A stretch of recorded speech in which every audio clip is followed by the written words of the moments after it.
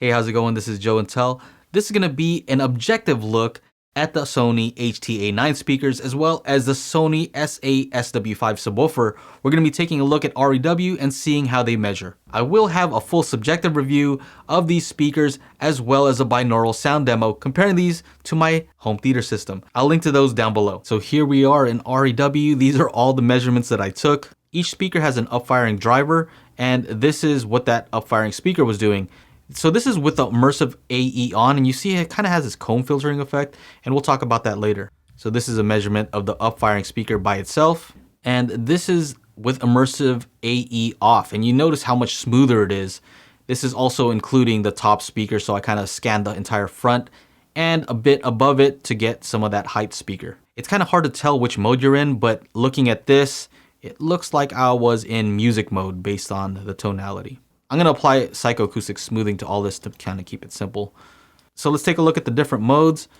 Cinema mode here, and you can see it has a rising response and a high peak right here around 18 kilohertz. Unless you are young, you may not hear that. You can see the roll off here starts at around 133 hertz. It's down 3 dB, around 120 hertz. Let's take a look at music mode here, and the difference being that it has this rise in the mid-range and upper mid-range. I'm not sure why that's music mode, but okay. And comparing that to standard mode, let me take these off. So standard mode looks similar to the cinema mode, except it's just a bit brighter. It rises up higher here, even though it's the same level down here in the lower mid-range. Now with auto EQ, using pink noise, it assumed that that was standard. I'm not sure how it determines which mode to use, but I would prefer to just keep it in cinema mode and be done with it. Now there are some other settings, cinema DSEE off. And so there's a difference. I don't know that it's significant, but okay. This is with cinema DRC off. Okay, not very much difference either.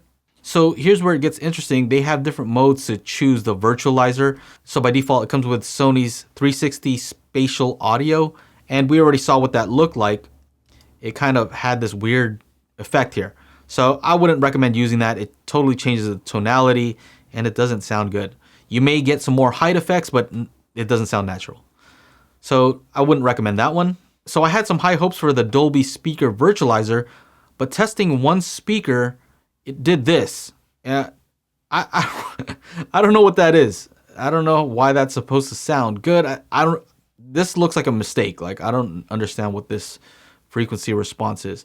What you want is a smooth, flat response, but this is not close to anything like that. So something to look at, Sony, Dolby. Here's the DTS Neural X option, and it looks like it kind of just maintains the same frequency response as without it on, and it actually still gave you some extra height effects if you were watching content that didn't have it. So this is probably the one that I would choose, either this or off. Now here is the sound power, meaning if I measured all around the speaker, and the subsequent directivity index here. You want a smooth response, and this is not extremely smooth. You have some bumps going up and down. Yeah, what that tells you is how much can you actually EQ this speaker. I would say from here to maybe here, this is pretty EQable, and that's why you see most of the EQ that they've done is around that frequency range here. All right, so now let's take a look at the subwoofer.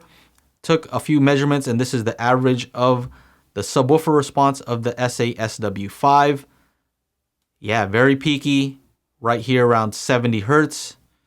And so yeah, minus 3 dB point is kind of hard at this point, because if you count from up here, that's 94. At 91, we're looking at like 51 hertz. That's not subwoofer territory. Let me zoom out a little bit. My main issue with the subwoofer is that it just doesn't play very low. You want this to go out to 20 hertz.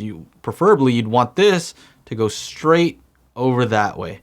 But you can see by 20 hertz, it's down by a lot. Now you may get some room gain that'll help with this, but still, you still want a flat response ideally. Now here is a simulation if you were to combine the speaker and the subwoofer together. you'd get a response something like this where they cross over here. Like I was saying in my other review, the crossover is a bit high. See, it's 120 hertz. That's still audible. I think THX spec says that 80 hertz is where you stop being able to locate the subwoofer. You can't tell where the bass is coming from if you cross it over here. But when you cross it over here, you can kind of tell like, oh, the sub is over there in the corner. And so it's preferred to have it down a little bit lower. Now comparing these to the summed response to, let's say, an ideal Harman target. So we're just taking a look at the bass response here. So the bass does have the rise around where you want it, something kind of close, but again, it doesn't extend far out enough. We'll ignore this part because this is for the response at a main listening position, and this is actually a measurement I did near field, meaning that what you actually want, let's say from about 500 hertz and up, is you want a flat response near field. You can tell here that the treble response is actually a rising response. And so that's why I said in my review that it sounded a bit bright. And you can see here that it is bright. So let's say if 85, let's say 87 is flat, then the treble here is up about 3 decibels, right? So almost across the board here. And up here, of course, there's a lot of treble boost, but you may not hear that. So there you have it. Once again, links to my binaural sound demo of these speakers and my full subjective review down below. If you liked the video, make sure to like, subscribe, ring the bell to be notified when I upload new videos. That's it. Take care. Bye-bye.